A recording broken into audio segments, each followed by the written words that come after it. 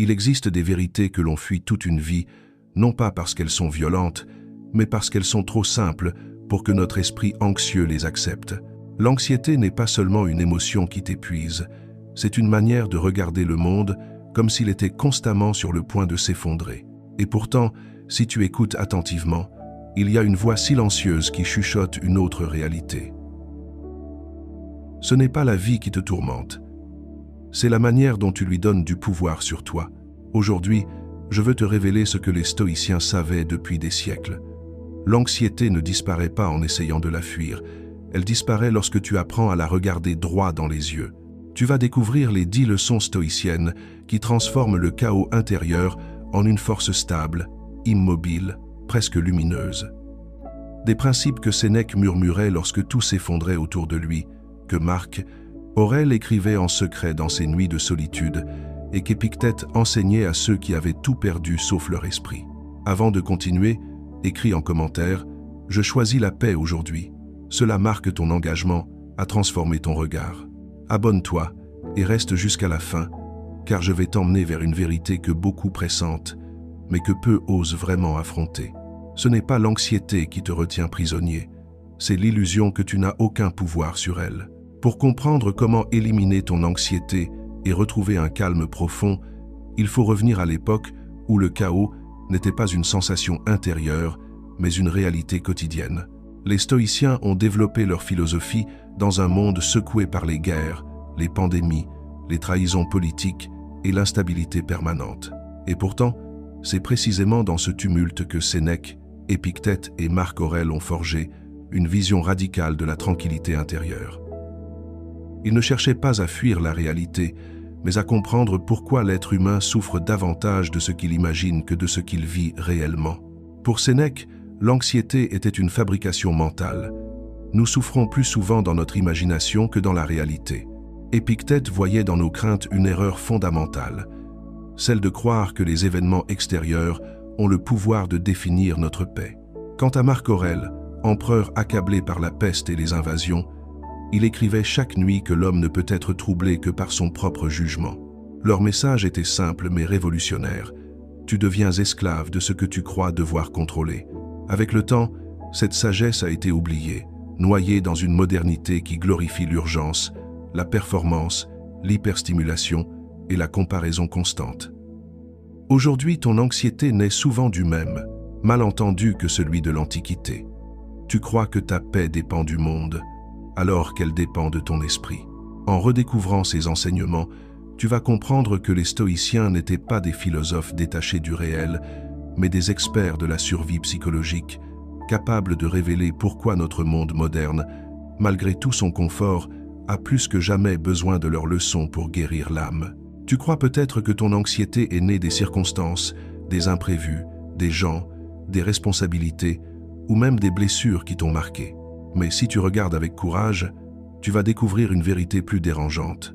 La plupart de tes tourments ne viennent pas du monde extérieur, mais de la manière dont ton esprit s'accroche à tout ce qu'il ne maîtrise pas. Le stoïcisme t'invite à entrer dans cet espace intérieur où se jouent toutes tes guerres invisibles. Il ne te demande pas d'être parfait, ni d'éteindre tes émotions, mais de reconnaître à quel point tu donnes du pouvoir aux pensées qui devraient simplement passer. L'anxiété naît lorsque ton esprit confond l'incertain avec un danger, l'imprévu avec une menace et le futur avec une catastrophe probable. Tu vis alors dans une tension permanente, comme si ton esprit tentait de prévoir chaque risque, chaque perte, chaque scénario. Et pourtant, ce que les stoïciens ont compris avant toi, c'est que tu souffres moins de ce qui arrive réellement que de ce que tu crois devoir affronter. Tu crées des images mentales qui te poursuivent, tu inventes des issues négatives qui n'existent pas, tu transformes chaque silence, chaque délai, chaque doute en signal d'alarme. La philosophie stoïcienne ne te juge pas pour cela. Elle te montre que ton esprit a simplement oublié sa propre force. Car tant que tu ne fais pas la différence entre ce qui dépend de toi et ce qui n'en dépend pas, ton mental te fera vivre dans une prison que tu portes toi-même. C'est ici que commence la transformation. Lorsque tu acceptes que la paix ne vient pas de la maîtrise du monde, mais de la clarté intérieure avec laquelle tu le regardes. Lorsque tu comprends que ton jugement est plus puissant que les événements. Lorsque tu réalises que tu peux choisir ce que tu autorises à troubler ton âme. Et ce choix, aucune circonstance ne peut te l'enlever. C'est le premier pas vers la liberté, celui que tant refusent de faire parce qu'il exige d'affronter la cause véritable de leur anxiété, leur propre perception. Mais toi, tu vas le faire, et tout va changer. Si tu observes honnêtement ton anxiété, tu verras qu'elle ne se nourrit pas du présent, mais de ce que ton esprit projette dans l'avenir. L'être humain a cette étrange capacité à souffrir d'une réalité qui n'existe pas encore. Avant même que quelque chose arrive, ton esprit dresse une carte invisible faite de dangers imaginaires, de scénarios négatifs, d'échecs possibles ou de pertes anticipées. C'est la racine de l'angoisse. Tu souffres avant même qu'il y ait une raison de souffrir. Sénèque disait que nous sommes torturés plus souvent par notre imagination que par la réalité elle-même. Et tu le sais. Combien de nuits as-tu passé à t'inquiéter pour des choses qui ne sont jamais arrivées? Combien d'occasions as-tu laissé filer parce que ton esprit avait fabriqué un futur trop effrayant pour être affronté? Le stoïcisme ne te demande pas de cesser de penser à l'avenir, il te demande de cesser de lui prêter des intentions malveillantes. Chaque fois que tu anticipes, tu charges ton futur d'ombre qui n'existe que dans ton esprit. Tu confonds la prudence avec la peur, la prévoyance avec la fatalité, la réflexion avec l'auto-sabotage. Une simple idée devient une certitude, une impression devient une menace, un souvenir devient une prophétie. Et pendant ce temps, le présent, lui, disparaît. Car l'anxiété te projette en avant pour t'empêcher de vivre l'instant. Les stoïciens t'invitent à une forme de lucidité radicale. Reconnaître que le futur n'est qu'une hypothèse et que ce qui est réel, c'est seulement ce qui est devant toi maintenant. L'anticipation crée une double souffrance. Tu souffres de ce qui pourrait arriver, puis tu souffres à nouveau si quelque chose arrive réellement. Le stoïcisme te propose l'inverse. N'affronte les événements qu'une seule fois, lorsqu'ils se présentent, pas avant, pas dans ton imagination. C'est un entraînement mental, une discipline douce qui t'apprend à regarder l'avenir sans trembler. Lorsque tu réussis à ramener ton esprit dans l'instant, tu récupères une énergie immense, celle que tu perdais à imaginer des catastrophes. Tu ne supprimes pas l'avenir, mais tu l'empêches de te consumer. C'est le début d'un calme que personne ne pourra t'enlever. Une grande partie de ton anxiété vient de cette guerre silencieuse que tu mènes contre l'incontrôlable. Tu veux que les choses se passent d'une certaine manière, que les gens réagissent comme tu l'espères, que la vie suive un plan précis que tu as imaginé. Et lorsque le monde refuse d'entrer dans ce cadre que ton esprit a construit, une tension intérieure apparaît, une brûlure subtile, une crispation qui se transforme rapidement en peur. Les stoïciens ont découvert très tôt l'origine de ce tourment. Tu souffres parce que tu attribues à ton pouvoir ce qui n'a jamais dépendu de toi. Épictète le répétait sans relâche. Il existe deux catégories d'événements, ce qui dépend de toi et ce qui n'en dépend pas. Et ton malheur commence précisément lorsque tu confonds les deux. Tu ne peux pas contrôler les réactions des autres, leurs choix, leurs humeurs, leurs décisions, ni leurs limites. Tu ne peux pas contrôler le passage, du temps, les imprévus, la maladie, l'économie, les accidents, les changements, ni la fragilité du monde. Mais tu crois pouvoir influencer ces choses, et c'est là que ton esprit se brise. C'est comme essayer de retenir la mer avec tes mains. Plus tu t'acharnes, plus tu t'épuises. Le stoïcisme te révèle une vérité essentielle. Ce qui te détruit n'est pas l'événement, c'est ton obsession à vouloir le maîtriser. Tu crois que le contrôle extérieur t'apportera la sécurité intérieure, alors que c'est l'inverse. Plus tu t'accroches à ce qui échappe à ton pouvoir, plus ton esprit se fragilise, car tu te places dans un combat que tu es condamné à perdre. La paix commence lorsque tu déposes cette illusion, lorsque tu acceptes que ton pouvoir ne réside pas dans les circonstances, mais dans ta manière d'y répondre. Et cette réponse, elle, dépend entièrement de toi, ton attitude, ton jugement, ta capacité à prendre du recul, à observer, à choisir. La véritable force stoïcienne, ce n'est pas la maîtrise du monde, c'est la maîtrise de toi-même. Quand tu comprends cela, tu délies ton âme de milliers de chaînes invisibles. Tu cesses d'être l'esclave de ce qui ne t'appartient pas. Tu récupères une énergie immense, longtemps gaspillée dans des batailles inutiles. Et tu découvres alors un paradoxe puissant. En renonçant au contrôle extérieur, tu reprends enfin le contrôle intérieur, celui qui transforme vraiment ta vie. Tu crois souvent que tu es anxieux à cause de ce qui t'arrive, à cause des circonstances, des comportements des autres, des événements qui semblent menacer ton équilibre. Mais les stoïciens ont mis en lumière une vérité encore plus profonde. Ce qui te trouble vraiment n'est jamais l'événement lui-même, mais l'interprétation que tu attaches à cet événement. Marc Aurèle l'a exprimé avec une clarté presque déconcertante. Si quelque chose te trouble, ce n'est pas la chose elle-même, mais le jugement que tu portes sur elle. Cela signifie que ton anxiété naît dans l'espace intérieur où tu décides inconsciemment de donner un sens négatif à ce que tu perçois. Un silence devient un rejet, un retard devient un danger, une difficulté devient une catastrophe annoncée. Ton esprit interprète, projette, invente, surdimensionne. Tu te racontes des histoires plus terrifiantes que la réalité elle-même. Une simple phrase devient une attaque, un regard devient un désaveu, un imprévu devient un signe que tout va mal. Ce n'est pas le monde qui te blesse, c'est ta perception du monde. Et cette perception est façonnée par tes peurs, tes blessures, tes souvenirs, et même ton niveau de fatigue ou de vulnérabilité. Le stoïcisme ne t'accuse pas, il te montre là où se trouve ton véritable pouvoir. Tu ne contrôles pas les faits, mais tu peux apprendre à purifier la manière dont tu les interprètes. Lorsque tu observes ton esprit au moment où il crée une pensée anxieuse, tu peux voir le mécanisme. L'idée apparaît, tu lui attaches un sens, tu la transformes en émotion, puis en inquiétude. Mais cette chaîne n'est pas obligatoire. Tu peux décider de suspendre ton jugement, de ne pas immédiatement conclure, de laisser un espace entre ce que tu vois et ce que tu crois. Cet espace, c'est la liberté. Plus tu apprends à différencier le fait brut de l'histoire que tu lui ajoutes, plus ton anxiété se dissout, parce que la plupart de tes tourments n'étaient que des constructions mentales. En réalité, ce n'est pas la vie qui te fait peur, c'est le récit que ton esprit invente à son sujet. Et lorsque ce récit change, tout change. Ton esprit possède une capacité redoutable. Transformer une simple étincelle en incendie, ce n'est pas un défaut, c'est un mécanisme ancien conçu pour te protéger du danger. Mais dans un monde où les menaces ne sont plus des bêtes sauvages ou des attaques physiques, ce mécanisme s'emballe et amplifie tout ce qu'il perçoit. Une phrase anodine te paraît lourde de sous-entendus, un silence te semble hostile, un retard devient un signe que quelque chose va mal, une erreur minuscule devient une preuve que tu n'es pas à la hauteur. L'esprit dramatise pour rester vigilant, mais cette vigilance excessive te maintient dans un état de tension permanente. Les stoïciens avaient déjà perçu cette tendance il y a des siècles. L'esprit humain, livré à lui-même, exagère, déforme, intensifie.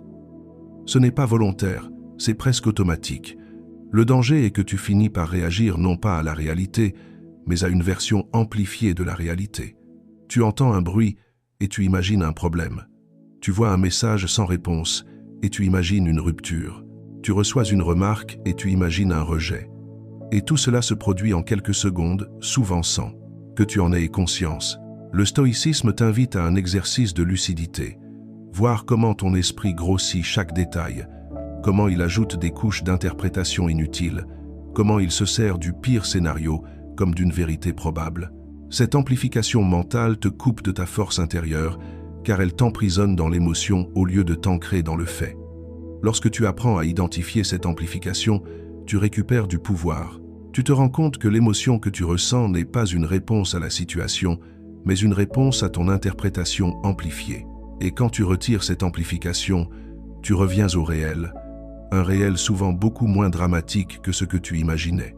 Alors, l'esprit se stabilise, la tension retombe. Tu comprends que tu n'es pas obligé de croire tout ce que ton mental exagère. Tu peux choisir de rester calme, même lorsque ton esprit te souffle des histoires plus grandes que la vie. En réalité, tu n'as pas besoin d'éteindre ton anxiété. Tu as besoin d'empêcher ton esprit de transformer un souffle en tempête. L'une des sources les plus profondes de ton anxiété, c'est ta difficulté à accepter que rien dans la vie n'est stable, fixe ou garanti. Tu veux que les choses durent, que les situations restent telles qu'elles sont, que les relations demeurent immuables, que le bonheur se fige, que les certitudes ne bougent pas. Mais le monde ne fonctionne pas ainsi, et les stoïciens l'avaient parfaitement compris. Tout change, tout se transforme, tout finit par passer. Plus tu luttes contre cette réalité, plus ton esprit se contracte et s'agite. Derrière beaucoup de tes peurs se cache le refus de voir l'impermanence.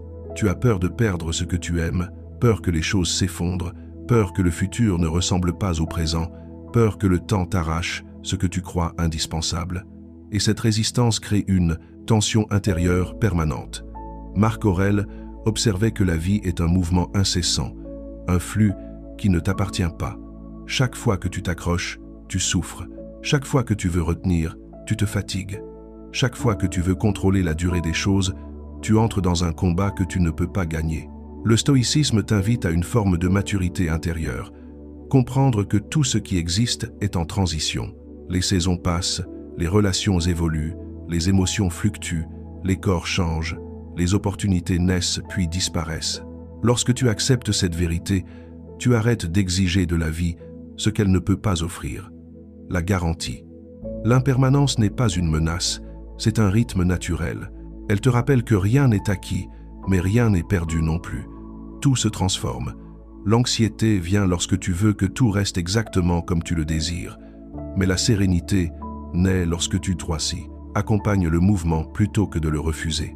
Le stoïcisme ne te demande pas de devenir insensible, il te demande de voir avec lucidité, aimer sans t'accrocher, profiter sans t'attacher, vivre sans vouloir figer. Car lorsque tu arrêtes de te battre contre le changement, tu découvres une forme de liberté intérieure que rien ne peut t'enlever. Tu n'as plus peur que la vie change, parce que tu comprends enfin que changer est ce que la vie a toujours fait. Une bonne partie de ton anxiété ne vient pas de ta vie, mais de la vie que tu crois devoir avoir en te comparant constamment aux autres. À l'ère moderne, tu es exposé chaque jour à des images, des réussites, des apparences, des parcours qui te font croire que tu es en retard, insuffisant, dépassé ou invisible. Mais ce mécanisme psychologique existait déjà bien avant les réseaux sociaux, et les stoïciens l'avaient décrypté avec une lucidité presque prophétique. Sénèque rappelait que la comparaison est l'une des sources les plus subtiles de malheur, parce qu'elle te détourne de ton propre chemin pour te faire courir sur celui des autres. Chaque fois que tu observes quelqu'un et que tu mesures ta valeur à l'aune de sa vie, tu t'éloignes un peu plus de ton essence. Tu te demandes pourquoi tu n'as pas les mêmes résultats, les mêmes opportunités, les mêmes qualités, les mêmes relations, comme si la vie te devait quelque chose. La comparaison crée un vide intérieur, un sentiment d'insuffisance qui nourrit l'anxiété, car tu te mets en compétition dans une course qui n'a jamais été la tienne. Le stoïcisme te rappelle une vérité essentielle. Il n'existe aucune tranquillité possible tant que ton regard est tourné vers la vie des autres. Ce que quelqu'un possède ne t'enlève rien. Ce qu'il accomplit ne diminue pas ta valeur. Chaque être humain suit une trajectoire différente, façonnée par des contextes, des expériences, des douleurs et des donnes intérieures que tu ne vois pas. Se comparer, c'est juger ton propre voyage à partir de données incomplètes. Lorsque tu te recentres sur ton chemin, l'anxiété diminue, car tu cesses de te demander si tu es assez. Tu redeviens auteur de ta propre histoire. Le stoïcisme t'enseigne à mesurer ta vie non pas selon des standards extérieurs, mais selon ta capacité à progresser, à réfléchir, à devenir plus sage, plus stable, plus aligné. La comparaison t'écrase, mais l'introspection t'élève. Et lorsque ton regard cesse de se disperser vers l'extérieur pour revenir en toi, tu découvres une chose que tu avais oubliée. Tu n'as jamais eu besoin d'être meilleur que quelqu'un d'autre pour trouver la paix, seulement d'être plus fidèle à toi-même. Une grande partie de ton anxiété vient du fait que tu t'accroches à des choses qui n'ont pas la capacité de te donner la paix. Tu t'attaches à des objets, à des situations, à des habitudes, à des statuts, à des attentes, à des relations qui ne sont peut-être pas mauvaises en elles-mêmes, mais auxquelles tu donnes une importance démesurée. Les stoïciens ont toujours enseigné que l'un des pièges les plus subtils de l'esprit humain est la confusion entre l'essentiel et le superflu. Plus tu t'attaches à ce qui est fragile, plus tu deviens fragile toi-même. Lorsque tu tiens absolument à ce qu'un résultat particulier se manifeste, tu ressens la peur qu'il n'arrive pas. Lorsque tu dépends d'une validation extérieure, tu vis dans la crainte constante qu'elle disparaisse. Lorsque tu relis ton bien-être à des éléments extérieurs, biens matériels, reconnaissance sociale, confort émotionnel, tu te construis une stabilité qui se brise à la moindre secousse. Le stoïcisme t'enseigne que l'essentiel est simple, ta vertu, ton jugement, ta capacité à choisir ton attitude, ton calme intérieur, ta sagesse, ta manière de te comporter. Le reste n'est qu'ornement. Pourtant, tu laisses souvent le superflu décider de ta valeur. Tu t'inquiètes de perdre ce que tu as, d'être oublié, d'être mal perçu, de ne pas être assez. Et tu remets ton sentiment de sécurité entre les mains de choses qui ne t'appartiendront jamais complètement. L'anxiété naît quand ton esprit s'attache non pas à ce qui est stable, mais à ce qui est éphémère. Les stoïciens t'invitent à faire un tri intérieur. Qu'est-ce qui est vraiment indispensable à ton âme, et qu'est-ce qui n'est là que pour flatter ton ego ou rassurer tes peurs? Plus tu libères ton esprit du poids du superflu, plus la vie redevient légère. Tu n'as pas besoin de 1000 choses pour être en paix, mais seulement de quelques vérités solides que rien ne peut arracher. L'essentiel ne s'achète pas, ne dépend pas du regard des autres, ne se perd pas au premier changement. Tant que tu continues de t'attacher à ce qui n'est pas essentiel, tu construis ta tranquillité sur du sable. Mais dès que tu recentres ton attention sur ce qui est fondamental, tu retrouves une autonomie intérieure qui dissout l'anxiété. Lorsque tu apprends à lâcher ce qui n'est pas vital, la vie cesse de te faire peur, car tu n'as plus rien à défendre sauf ce qui est inébranlable en toi. L'une des raisons les plus profondes de ton anxiété est ta difficulté à supporter même de petites doses d'inconfort. Tu veux que tout soit stable, doux, prévisible, rassurant. Tu veux que les émotions soient apaisées, que les situations soient claires, que les relations soient simples, que les décisions soient sûres. Mais la vie ne fonctionne pas ainsi. Et chaque fois qu'un moment inconfortable surgit, ton esprit s'agite, crée des scénarios extrêmes et interprète ce simple malaise comme un danger. Les stoïciens, eux, voyaient l'inconfort non pas comme une menace, mais comme un terrain d'entraînement pour l'esprit. Épictète enseignait que ceux qui refusent toute forme d'inconfort deviennent fragiles, car ils ne savent plus affronter la moindre contrariété. Lorsque tu cherches constamment à éviter ce qui te dérange, tu développes une sensibilité excessive au moindre changement et ton anxiété s'intensifie. Tu redoutes la solitude parce que tu l'as toujours fui. Tu redoutes l'incertitude parce que tu n'as jamais appris à t'y tenir debout. Tu redoutes l'attente, le silence, les tensions, les décisions, parce que tu n'as jamais entraîné ton esprit à rester stable dans ces moments. Le stoïcisme t'invite à faire exactement l'inverse, t'exposer volontairement à de petites doses d'inconfort pour fortifier ton âme. Supporter un désagrément sans t'agiter, rester calme dans un moment d'incertitude, tolérer une émotion désagréable sans en faire une catastrophe, respirer au lieu de fuir, observer au lieu de paniquer. Lorsque tu acceptes l'inconfort comme un passage naturel de la vie, il perd son pouvoir sur toi. L'anxiété, elle, se nourrit de l'évitement. Plus tu évites ce qui te dérange, plus ton esprit se convainc que tu n'es pas capable d'y faire face. Mais si tu commences à affronter, même doucement, ce que tu craignais, tu découvres une force que tu pensais ne pas avoir. Le stoïcisme appelle cela la résilience intérieure, ce muscle invisible qui te permet de rester constant dans la tempête. Plus tu apprends à tolérer l'inconfort, moins la vie t'impressionne. Moins elle t'impressionne, moins tu as peur d'elle. Et moins tu la crains, plus tu deviens libre.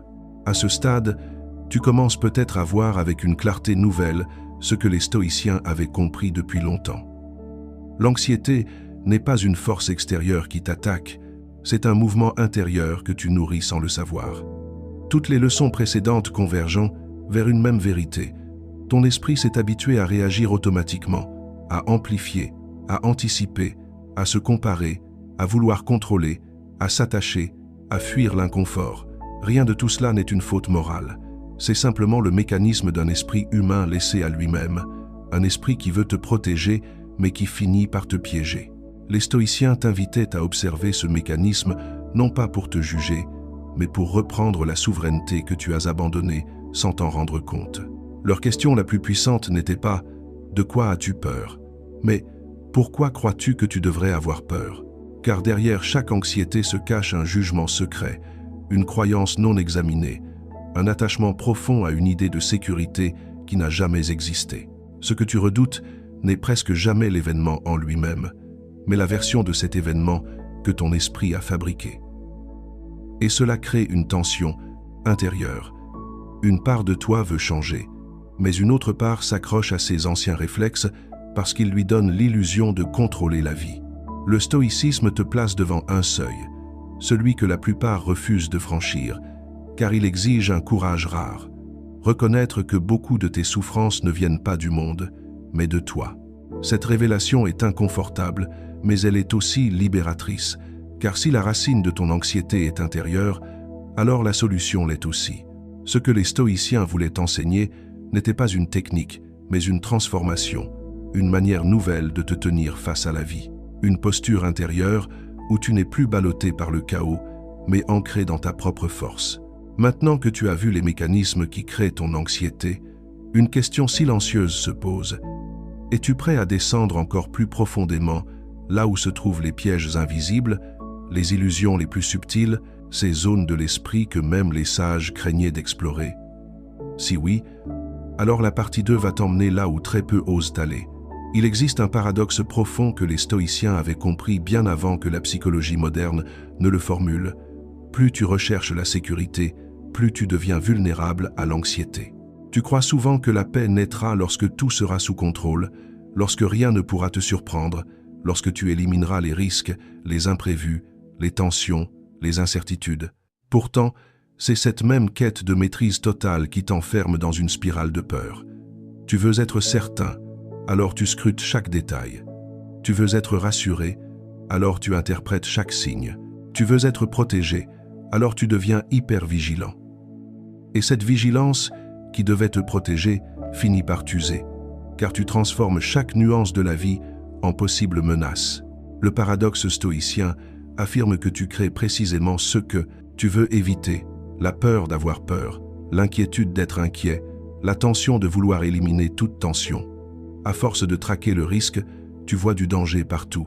À force de vouloir tout anticiper, tu deviens prisonnier de l'anticipation.